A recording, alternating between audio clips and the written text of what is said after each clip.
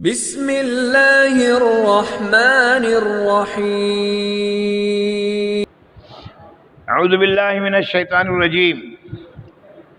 بسم اللہ الرحمن الرحیم۔ ویل لکل ہمزۃ لمزہ الذی جمع مالا وعددہ یحسب ان مالہ اخلدہ کلا لینبذن فی الحطمہ وما ادراک ما الحطمہ نار اللہ الموقدہ التي تطلع على الافئدہ انہا علیہم مؤصدہ فی عمد ممددہ۔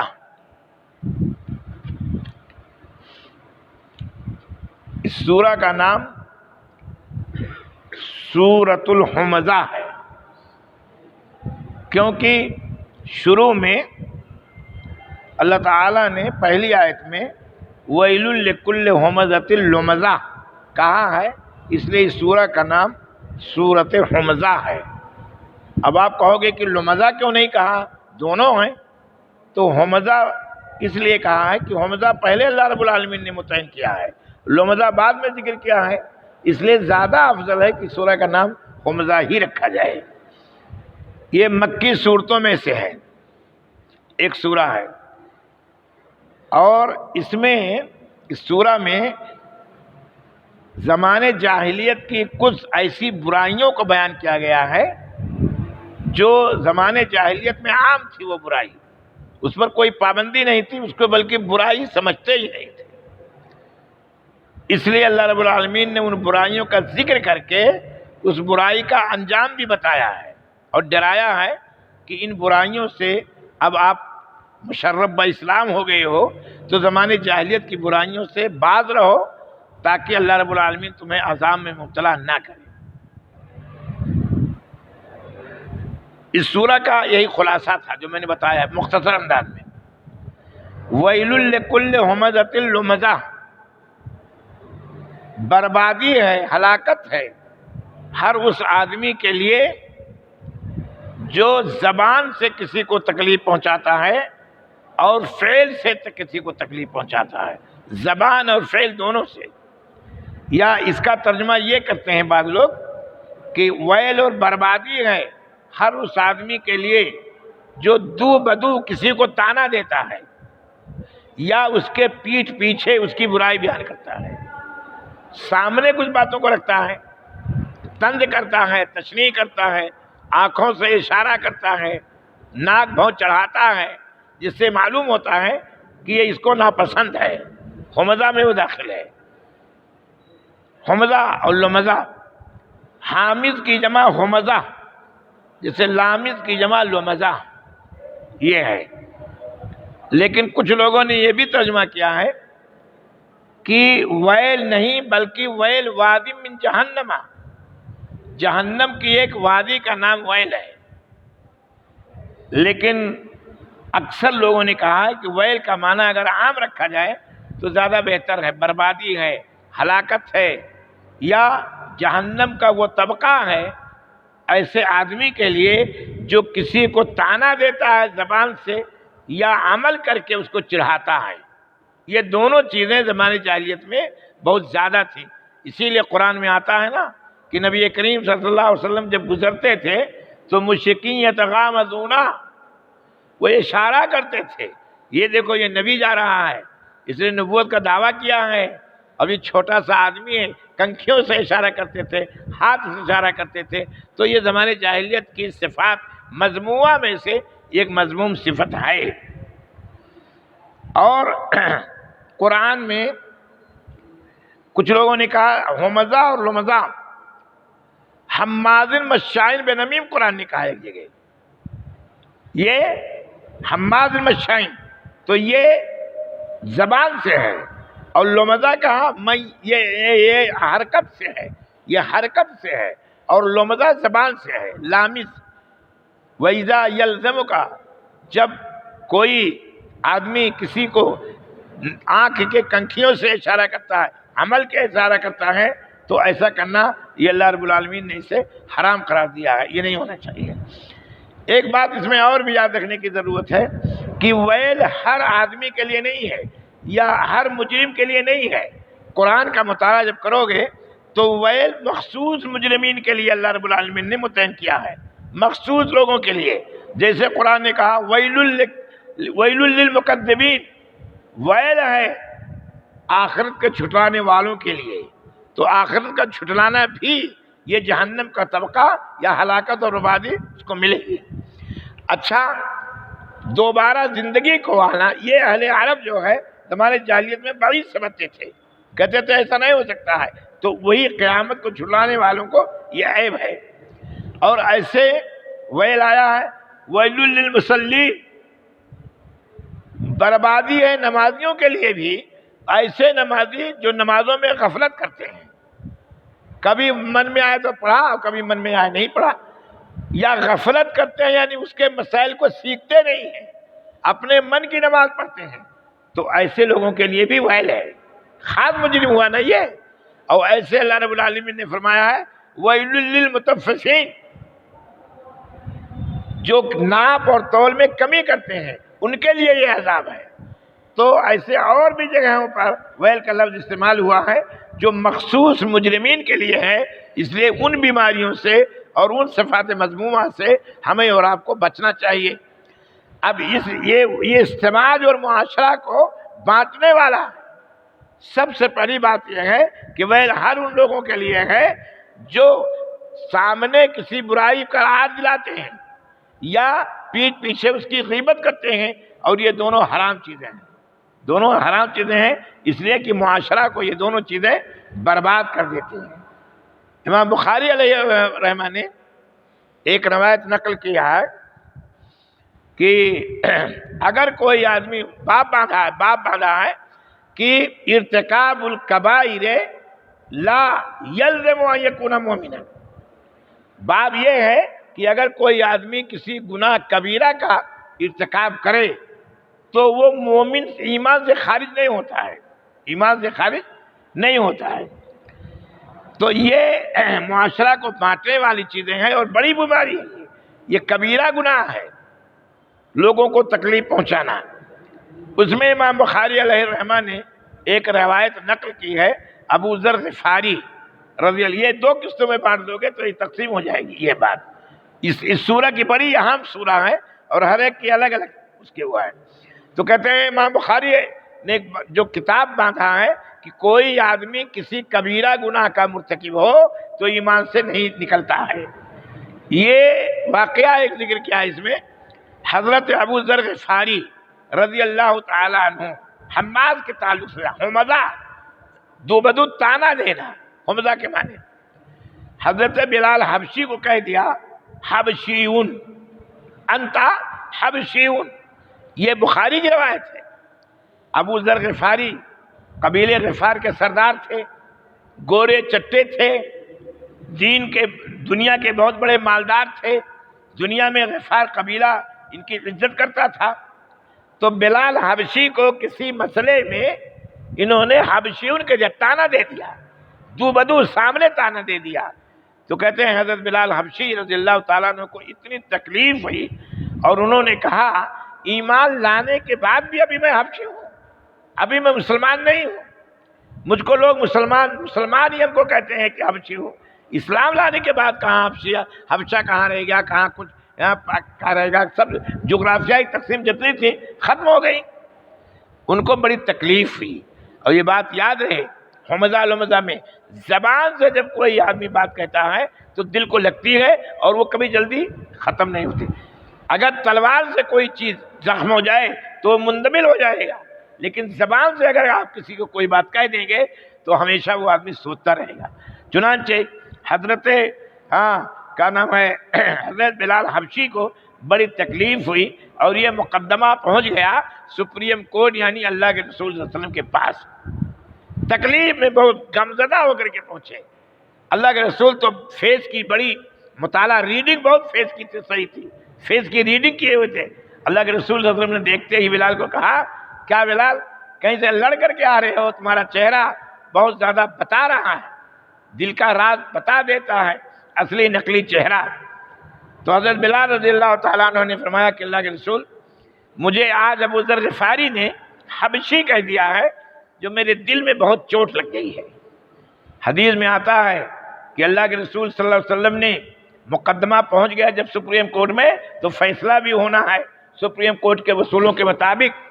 اللہ کے رسول صلی اللہ علیہ وسلم نے ان کو بلایا اور کہا اما ذہبت حمیت الجاہلیت یا ابا ذر، اے ابو ذر ابھی جاہلیت کی بود و باس نہیں گئی، ابھی معلوم ہوتا تم جاہل ہو، جاہلیت کی باتیں کرتے ہو۔ کہتے ہیں اللہ کے رسول نے بہت ڈانٹا اور باہم دونوں کا صلح سپاٹی کرا دیا، کہا ٹھیک ہے کوئی بات نہیں ہے، آپ کبھی کبھی ہو جاتا ہے انسان سے۔ حضرت بلال رضی اللہ تعالیٰ عنہ بھی مان گئے اور دونوں صحابی رسول تھے، حضرت ابو ذر غفاری بھی، بات ہو گئی۔ لیکن ابو ذر غفاری کا دل مطمئن نہیں ہوا، وہ یہی سوچتے تھے ہم نے اپنے ایک بھائی کا دل دکھایا ہے، اور دل دکھانے کی وجہ سے یہ سپریم کورٹ میں مقدمہ پہنچا ہے۔ حدیث میں بیہقی میں ہے اور طبرانی نے بھی اس کو ذکر کیا ہے، نامنیشن کے ساتھ نہیں، ویسے ہی ذکر کیا ہے۔ تو وہ کہتے ہیں ایک دن حضرت ابو ذر غفاری حضرت بلال حبشی کے گھر گئے۔ اللہ کیا ایمان تھا صحابہ کرام کا! آج ہم تو روزانہ سب کو تکلیف پہنچاتے رہتے ہیں، روزانہ کسی کو تانا دیتے رہتے ہیں۔ کوئی آدمی ایک مرتبہ گناہ کر لیا تو بار بار کہتے ہیں تو وہی ہے نا جو تم سے پہلے تم نے گناہ کیا تھا، چل بھاگ یہاں سے۔ ایسا نہیں کرنا چاہیے، بالکل غلط بات ہے۔ کہتے ہیں کہ حضرت بلال حبشی کے گھر گئے اور چوکھٹ پر حضرت ابو ذر غفاری لیٹ گئے چہرے کے بل اور کہا بلال جب تک کہ اس گورے گورے گال کو اپنے پاؤں سے نہیں کچلو گے تب تک میں تجھے معاف نہیں کروں گا۔ ہم نے بہت بڑی غلطی کی ہے، دیکھیے، اور پاؤں کالے کلوٹے پاؤں سے کٹل کر نخوت اور تکبر اور غرور گھمنڈ ختم کر دو۔ حضرت بلال حبشی بہت ہی شرمندہ ہوئے۔ بہرحال حدیث کے آگے کچھ الفاظ نہیں ہیں، پھر کیا ہوا اس کے آگے کچھ نہیں ہے۔ بہرحال اتنا تو معلوم ہوتا ہے کہ جب آدمی کسی کا دل دکھائے، گناہ کرے، تو اسے بار بار احساس ہونا چاہیے کہ ہم نے کیا ہے، اور پھر آئندہ کسی کو نہ کہے، آئندہ پھر کسی کو نہ کہے۔ یہ ہے پہلی آیت کے تعلق سے۔ کہا جو آدمی دوسرے کو تانا دے گا، دوسرے کو تکلیف پہنچائے گا اور طنز تشنیع کرے گا کسی گناہ کے کرنے کی بنا پر، تو اللہ کے اور اس کی صفت یہی ہے۔ ایسے آدمی کی ایک صفت اور بیان کیا ہے، الذی جمع مالہ وعددہ، وہ آدمی مال کو جمع کرتا ہے اور گن گن کر کے رکھتا ہے۔ مال کو جمع کرنا اور گن گن کر کے رکھنا، یعنی ہمیشہ مال کی فکر رہتی ہے، تجوری میں مال جا کر کے گنتا ہے، اس کی حفاظت کرتا ہے کہ نہیں میرے مال میں سے کچھ گیا تو نہیں کہیں۔ ایسے آدمی کی یہ صفت ہوتی ہے جو دوسرے کو حقیر سمجھتا ہے، تانا دیتا ہے۔ ایک صفت یہ زمانے جاہلیت کی، اور دوسری صفت زمانے جاہلیت کی تھی مال سے زیادہ محبت۔ آج بھی لوگوں کو مال سے زیادہ محبت ہے۔ کہتے ہیں ایسا آدمی جو مال کو جمع کرتا ہے وعددہ، اور اس کو گن گن کر رکھتا ہے۔ بعض لوگوں نے عددہ کو کچھ دوسرا معنی بھی لیا ہے۔ عدہ یا عدوں سے عدت، عدت کے معنی سامان تیار کرنا، سامان۔ کہتے ہیں وہ مال کو جمع رکھتا ہے اور کسی حادثے کے لیے اسے جمع رکھتا ہے، کہ کوئی حادثہ جب آئے گا تو ہم اس مال کو لگا دیں گے۔ یہ عام ذہن لوگوں کا ہے، وہ بھی معنی اس میں شامل ہے، وہ بھی معنی اس میں شامل ہے، لیکن وہ معنی رکھنا جائز ہے۔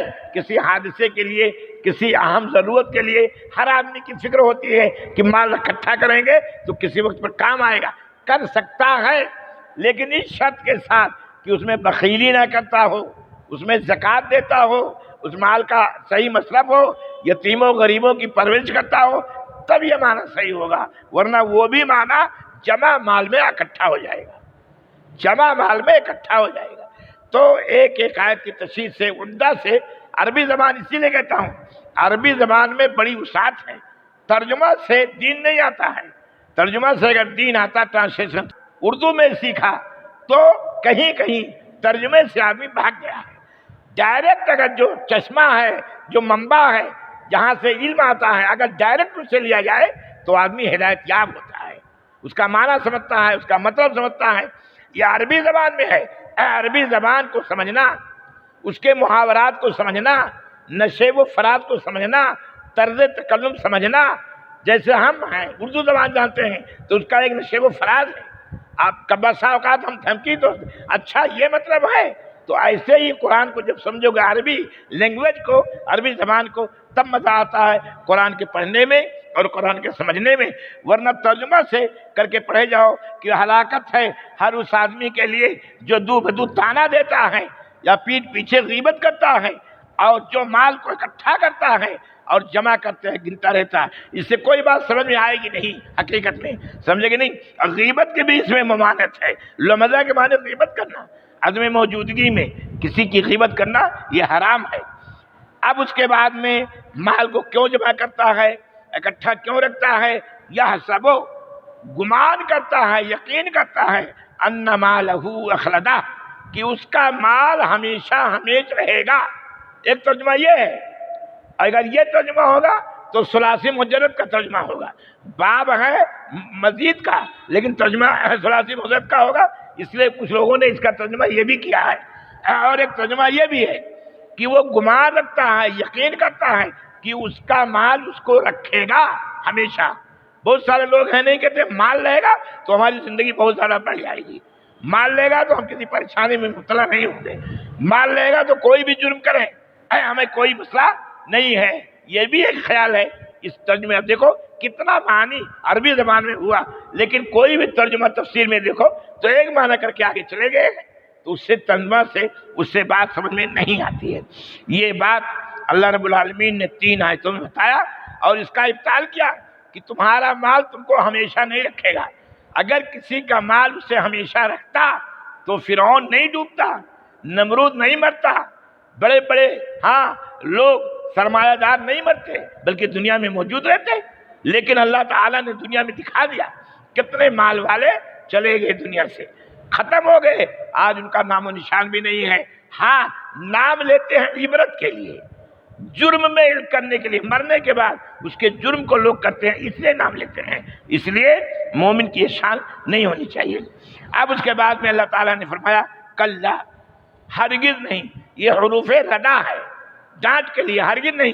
یا اس کا معنی ہے کلا و معنی حقاً، یقیناً، البتہ وہ آدمی حطمہ میں پھینک دیا جائے گا. نبذا ینبذ کے معنی پھینک دینا.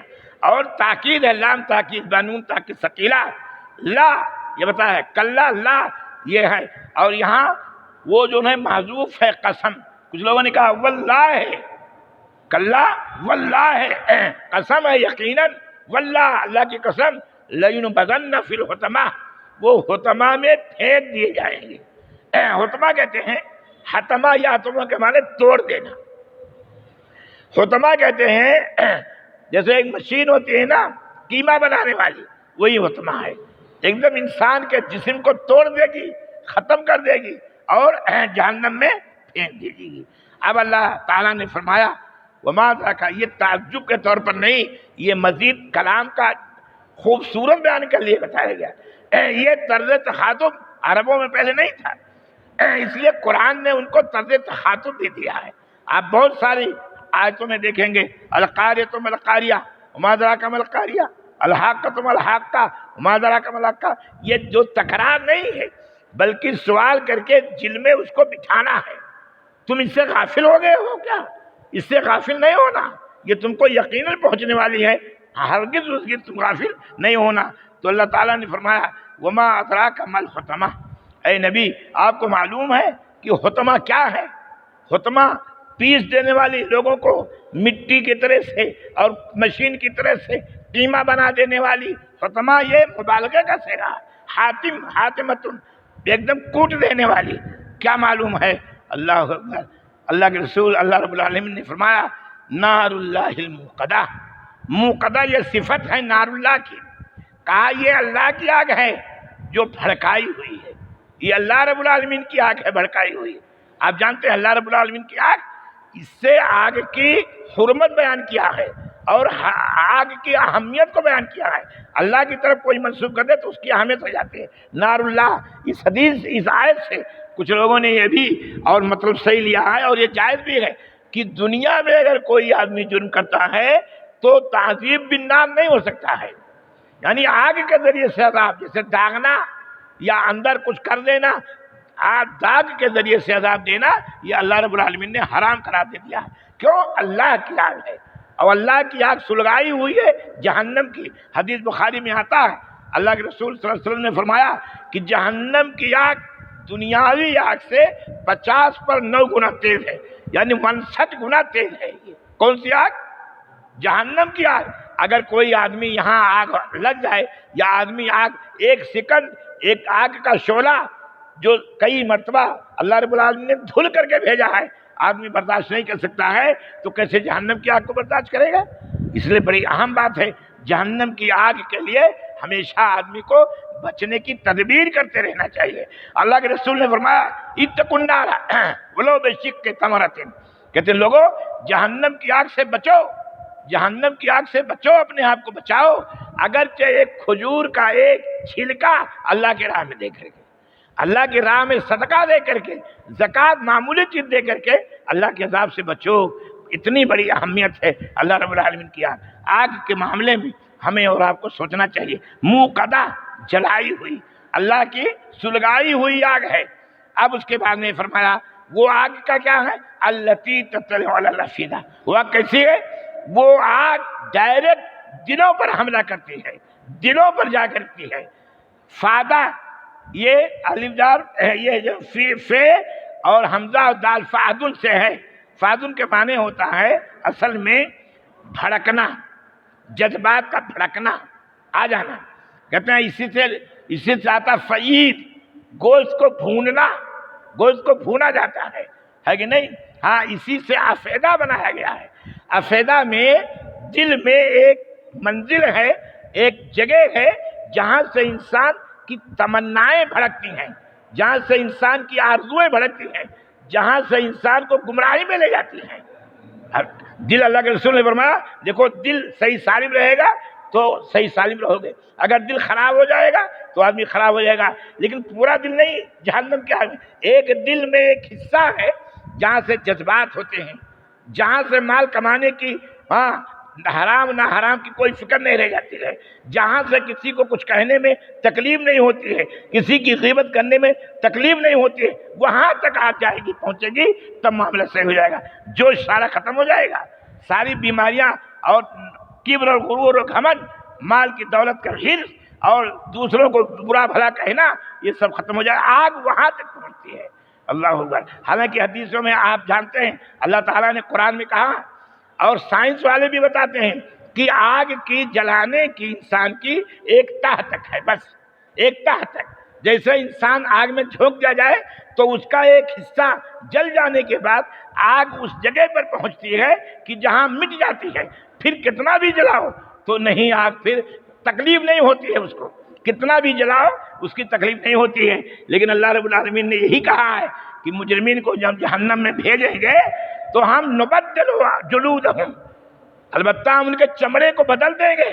اب ایک تہ پر جانے کے بعد آگ ختم ہو گئی، اب لاکھ جلے رہو، کوئی تکلیف نہیں ہوتی ہے۔ اللہ تعالیٰ نے کہا پھر ہم بدلیں گے چمڑے کو، پھر وہ چمڑے تہ تک پہنچے گی، پھر دوبارہ پہنیں گے، یعنی عذاب مسلسل ہوتا رہے گا۔ اس لیے بڑی فکر کی ضرورت ہے، اور تقریر سننے سے زیادہ آدمی کو عمل کرنے کی ضرورت ہے۔ اس سورہ میں بڑی اہمیت ہے، جب اس سورہ کو پڑھو تو ویل بھی یاد رہے، حمزہ اور لمزہ بھی یاد رہے، مال کا جمع کرنا بھی یاد رہے، اور یہ بھی یاد رہے کہ ہم کو جہنم میں ڈالا جائے گا، حوضہ نام ہے، تب آدمی کے دل میں اثر پیدا ہوتا ہے، تب آدمی کے دل میں ڈر پیدا ہوتا ہے۔ یہ بات ہو گئی، اور اس کے بعد میں آگے والی آیت انہا علیہم موصدہ، یہ آگ دل کو پہنچے گی، جہاں سے جذبات ناجائز ابھرتے ہیں، جہاں سے جائز چیزیں، ناجائز چیزیں ابھرتی ہیں، وہ دل وہاں چھوئے گی، تب اس کو تکلیف ہوگی، تب اس کا معاملہ ٹھیک ہوگا۔ کہتے ہیں اور یہ آگ ان کے اوپر ہمیشہ ہمیشہ رہے گی، موصدۃ، گھیر لے گی۔ موصدہ کے معنی گھیرے رہے گی آگ، لمبے لمبے آگ کے کھمبے ہوں گے، اسی میں گھیرے رہیں گے۔ اسی آیت سے لوگوں نے دنیا میں بھی عذاب تیار کر لیا ہے، دنیا میں بھی عذاب ایسا تیار کیا ہے کہ دیکھو ایسی جگہ پر جیلیں، ایسے ہی آدمی کو کھڑا کر کے اور ایسے ہی بن چن دیتے ہیں آدمی کو دیوار میں، ایسا نہیں کر سکتا، ایسا نہیں کر سکتا۔ کیوں؟ فی عمد ممددہ، بڑے بڑے کھمبوں کی طرح، بڑے بڑے کھمبوں میں، ایسے کمروں میں بڑے بڑے کمرے ہوں گے اور آدمی کو اسی میں جھونک دیا جائے گا اور دروازہ بند کر دیا جائے گا، آگے نہ جا سکتا ہے نہ پیچھے بھاگ سکتا ہے۔ مجھے یہ آیت جب میں پڑھتا ہوں تو مجھے گجرات کا فساد یاد آتا ہے۔ گجرات میں جب ایک زمانے میں فساد ہوا تھا، بہت بڑا فساد ہوا تھا، آج بھی اس کا نقشہ یا اخبارات کو دیکھو تو کانپ اٹھتے ہیں۔ تو ان لوگوں نے ایسا، مجھے لگا کہ ان لوگوں نے قرآن کو پڑھ کر کے یہ حساب کیا ہے، ایسے بند کمرے کر دیتے تھے، اس میں تالا لگا دیتے تھے اور اسی میں آگ لگا دیتے تھے، اس میں بچے رہتے تھے، بیوی رہتی تھی، عورتیں رہتی تھیں، سارے لوگ رہتے تھے اور آگ میں جل کے ختم ہو جاتے تھے۔